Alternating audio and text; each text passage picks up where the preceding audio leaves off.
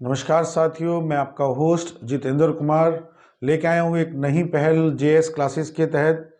यहाँ इस प्लेटफॉर्म पर हम देंगे आपको दो बेहतरीन सब्जेक्ट, एक हिस्ट्री और दूसरा केमिस्ट्री।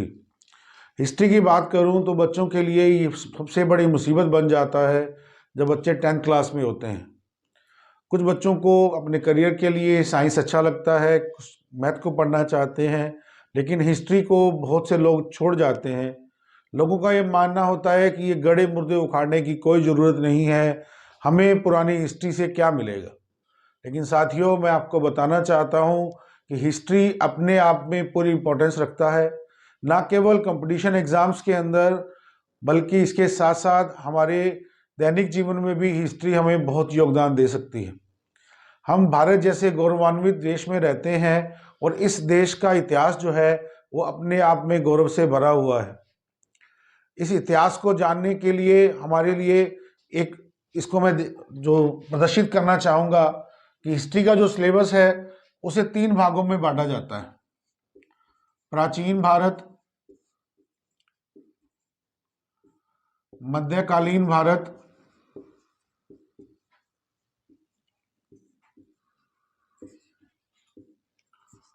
और आधुनिक भारत।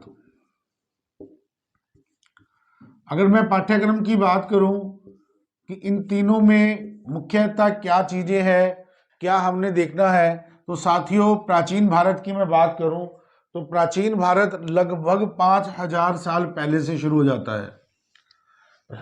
प्राचीन भारत के अंदर सबसे पहले आती है हमारी सिंधु घाटी सभ्यता। सिंधु घाटी सभ्यता क्या थी, इसमें कहाँ से लेकर कहाँ तक सभ्यता फैली हुई थी? साथियों, मैं आपको बता दूं कि ये 5000 साल पहले की 5000 साल पहले की जो है सभ्यता है। 5000 साल पहले यहाँ पर सभ्यताएं थी और इन सभ्यताओं से हमें बहुत कुछ सीखने को मिलता है। इसके बाद में आती है वैदिक सभ्यता।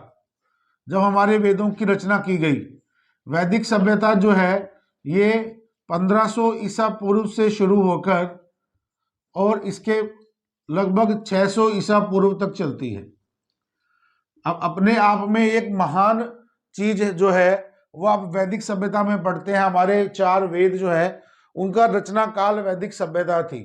आज जो आप साइंस के अंदर इन्वेंशन देखते हैं, जो न्यूक्लियर पावर के ऊपर बात होती है, जो साइंटिफिक रिसर्च होती हैं, वो आपको वेदों से अटैच्ड मिलेंगी।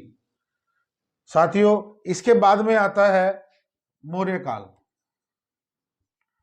मौर्य काल, गुप्त काल, इस तरीके से हम भारत के महान प्राचीन इतिहास को पढ़ते हैं और इसके अंदर प्राचीन भारत से ही हमें इतना कुछ सीखने को मिलता है कि जो हमारे जीवन में आज भी एप्लीकेबल है।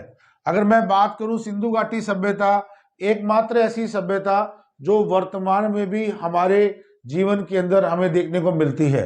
वैदिक सभ्यता के अंदर जो हमारी आर्य सभ्यता जो उस समय विकसित हुई, उसके आपको आज भी कुछ सिम्टम्स जो है वो हमारी सभ्यता और संस्कृति में मिलेंगे। साथियों, अगर हम इनके बारे में नहीं जानते हैं तो हम अपने इतिहास के बारे में भी नहीं जानते हैं, और अगर हम अपने इतिहास के बारे में नहीं जानते तो हम अपने गौरव से पीछे रह रहे हैं। इसके बाद में आता है मध्यकालीन भारत का इतिहास। मध्यकाल ने हमें क्या दिया? कुछ हमारे साथी जो है वो मध्यकाल की आलोचना करते हैं कि ये विदेशियों का काल था।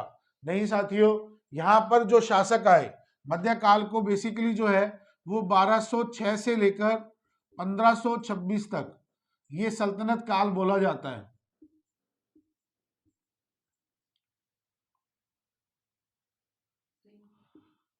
सल्तनत काल, इसके अंदर दिल्ली सल्तनत का शासन चलता है। बहुत से राजा आए, उन राजाओं ने जो गलतियां की उनसे अगर हम सीख ले लें तो आज हमारा जीवन हम वर्तमान संवार सकते हैं और भविष्य भी।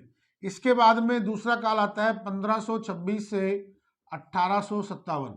साथियों, 1857 की क्रांति को हम जानते हैं, बड़े अच्छे से हम पढ़ते भी हैं। ये आता है मुगल काल के नाम से। यहाँ पर हमें अकबर द ग्रेट, अकबर के साथ साथ में अगर मैं इसमें बात करूं राजस्थान के परिप्रेक्ष्य में, तो यहाँ पर हमें महाराणा प्रताप भी मिलते हैं। और महाराणा प्रताप जैसा वीर और देशभक्त जो है वो आज के समय में बड़ी मुश्किल से देखने को मिलेगा। महाराणा प्रताप जैसा दूसरा नहीं हुआ। अकबर ने किस प्रकार से इस पूरे देश के अंदर अपना साम्राज्य विकसित किया, ये सब चीजें हम हिस्ट्री के अंदर ही देख सकते हैं। अकबर के साथ साथ में हम बीरबल की कहानी भी पढ़ते हैं। अकबर बीरबल के ऊपर बहुत सी नॉलेजेबल स्टोरीज हम सुनते हैं। ये सब हमें मध्यकाल की देन। इसके बाद में अंग्रेज हमारे देश में आ जाते हैं। हम जब सभी जानते हैं कि अंग्रेजों ने हमारे देश पर 200 साल तक राज किया। हमारे देशभक्तों ने किस तरीके से अंग्रेजों से मुक्ति दिलाई। हमारे महात्मा गांधी के बारे में हम सभी जानते हैं, लेकिन महात्मा गांधी के बारे में अगर आज के युवाओं को मैं कह दूं कि आपको 10 मिनट तक बात करनी है तो महात्मा गांधी के जीवन के बारे में वो 10 मिनट नहीं बोल सकते। साथियों, इसका कारण क्या है कि हमें महात्मा गांधी के बारे में, जिस व्यक्ति ने अपना पूरा जीवन हमारे देश के लिए न्यौछावर कर दिया, अगर उस समय महात्मा गांधी ये सोच के बैठ जाते कि मुझे क्या लेना है, देश में क्या हो रहा है, मुझे क्या लेना है, अगर ये सब चीजें सोचकर महात्मा गांधी बैठ जाते तो शायद आज भी हम अंग्रेजों के गुलाम होते। तो साथियों, ये महात्मा गांधी और इनके साथ में हमारा स्वतंत्रता संग्राम, हमारे इस स्वतंत्रता संग्राम के बारे में अगर हम एक एक देश नायक के बारे में नहीं जानते हैं तो हमारे इस देश में रहने का क्या औचित्य है।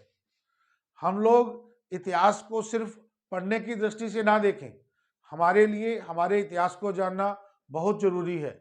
जिस प्रकार से हम अपने पिता के बारे में, अपने दादा के बारे में, उनके वंश के बारे में, उनके कुल के बारे में जानना चाहते हैं और वो हमारा अधिकार भी है और हमारा कर्तव्य भी, उसी तरीके से इतिहास को जानना और पहचानना हमारे लिए बहुत जरूरी है। ये एक इंट्रोडक्शन क्लास थी। इसके अंतर्गत मैंने आपसे हिस्ट्री की बातें डिस्कस की। सीमा मैडम आपको इसके अंदर केमिस्ट्री पढ़ाएंगे और केमिस्ट्री को, मुझे अगर मैं मेरी बात करूं तो मेरे लिए भी केमिस्ट्री जो है वो 10th तक बहुत मुश्किल थी। मैंने उसके बाद साइंस छोड़कर आर्ट्स में मूव हो गया क्योंकि उस समय हमें नहीं समझ में आया कि केमिस्ट्री क्या है। आज के बच्चों को ये दिक्कत नहीं आए, इसलिए हमने इस प्लेटफॉर्म के माध्यम से, यूट्यूब के माध्यम से प्रयास किया है कि आप सब बच्चों की हेल्प की जाए। आप सभी हमें सहयोग दें। हम आपसे वादा करते हैं कि हम आपको 10th से लेकर के +2, उसके बाद में BA BEd और MA, अगर हिस्ट्री की बात करें तो BA BEd और MA आती है, और BSc की बात करें तो BSc BEd और BS आगे MSc आएगी। तो ये सारा सिलेबस हम जो है आपके YouTube के माध्यम से आपको देना चाहते हैं। तो आप सभी हमारे साथ जुड़ जाइए। डेली आपको हमारी तरफ से वीडियो प्रोवाइड करवाया जाएगा। अगर वीडियो अच्छा लगे तो प्लीज़ लाइक, सब्सक्राइब और शेयर जरूर कीजिएगा। धन्यवाद।